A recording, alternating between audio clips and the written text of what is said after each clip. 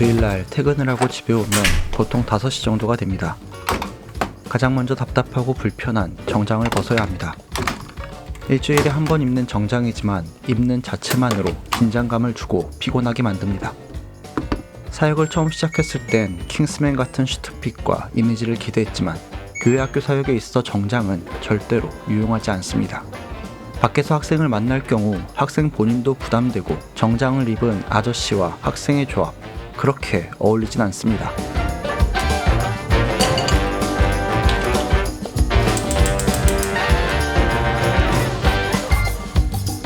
지금은 아내와 아이들이 없습니다. 장인 장모님과 함께 동물원에 놀러 갔다고 합니다. 주말에는 제가 없기 때문에 이렇게 부모님의 도움을 받을 수밖에 없습니다. 맞벌이 부부가 많아서인지 주변에 보면 할머니, 할아버지의 육아 비중이 꽤 큽니다. 저처럼 주말에 일하는 사람이 아니어도 평일에 아이를 봐주시는 거죠. 많은 교회가 3040 세대에 대한 고민을 하지만 조부모님의 육아 비중이 커진 만큼 이분들을 대상으로 하는 신앙 공동체와 프로그램이 필요하겠다 생각이 듭니다. 3040이 교회에 없다고 하지만 육아에 빠진 조부모 또한 이전과 달리 교회에 나가기가 어렵기 때문이죠.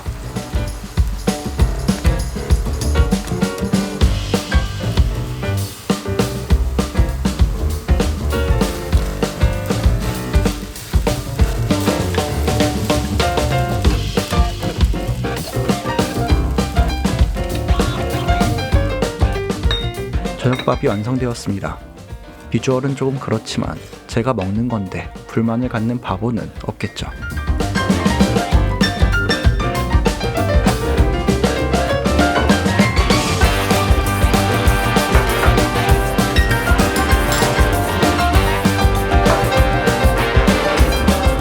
이 정도면 진수성찬입니다. 일단 고기가 있으니까요.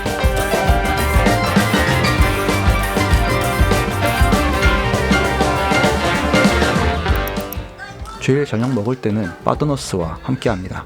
제가 최애하는 유튜브 채널 중 하나입니다. 요즘에는 이분이 영화, 드라마, 예능에도 나와 활약을 하고 계십니다.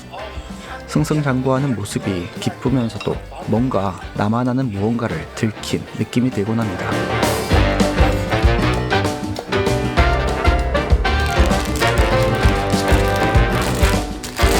아들이랑 있으면 다 뺏기는 메로나를 후식으로 먹습니다. 편안하고 느긋하게 맛을 봅니다.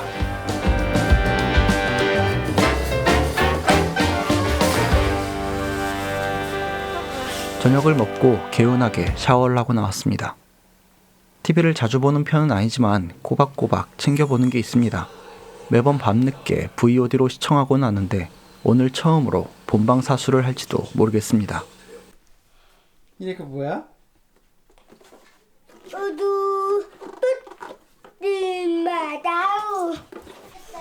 네, 보란듯이 실패했습니다. 주말에는 아이들을 거의 보지 못합니다.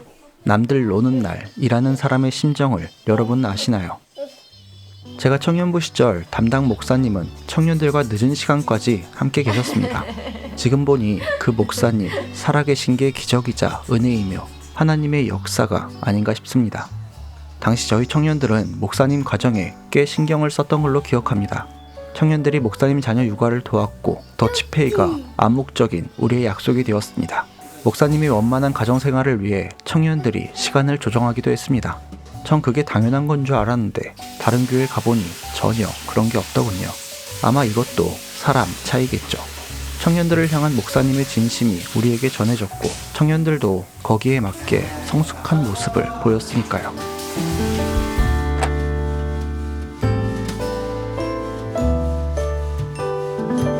둘째는 보통 9시에 잠자리에 듭니다. 물론 한참 저를 괴롭히다 잠에 듭니다. 지금도 저렇게 제 머리를 쥐어뜯네요. 다행히도 우리 집에 탈모는 없습니다. 그런데도 탈모가 생긴다면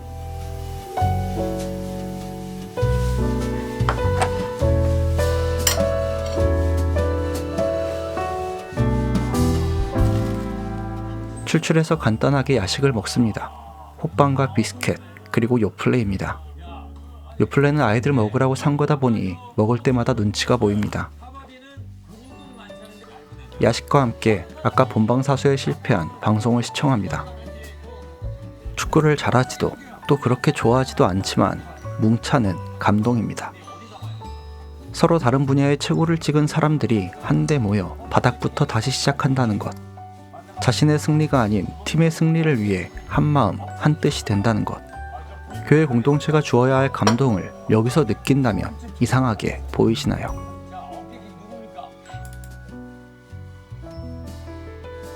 내년도 교육계획을 세울 시기가 왔습니다. 올해는 유난히도 시간이 빨리 지나간 것 같습니다. 가끔 교회 공동체를 들여다보면 여기 뭐하러 모여있나 싶을 때가 있습니다.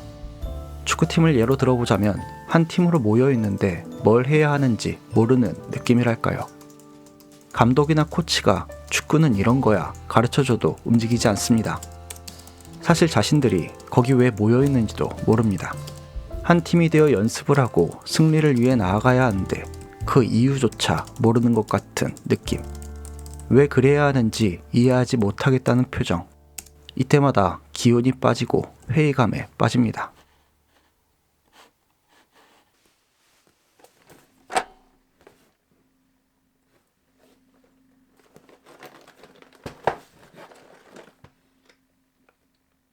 이건 올해 제 생일 때 받았던 레고입니다. 그동안 바빠 만들지 못했는데 오늘 만들어 보려고 합니다. 어린 시절 크리스마스 선물로 매번 레고를 받았습니다. 그렇게 모은 레고만 몇 박스가 되었죠. 거의 매일 다락방에 올라가 혼자 레고를 가지고 놀곤 했습니다.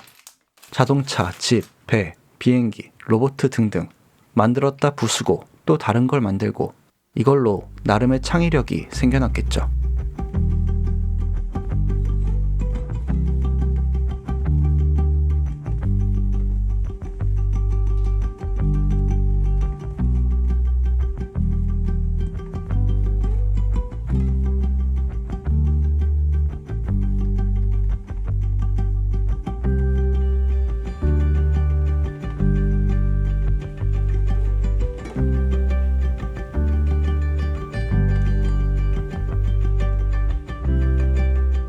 직접 배트맨 굿즈를 모으는 편은 아닌데도 이렇게 선물을 통해 덕질을 하곤 합니다.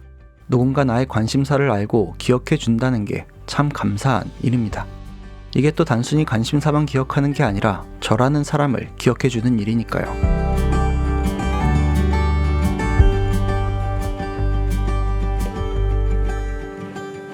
사역을 하다 보니 자연스럽게 주변 사역자들과 예전에 제가 만났던 사역자들을 떠올리게 됩니다.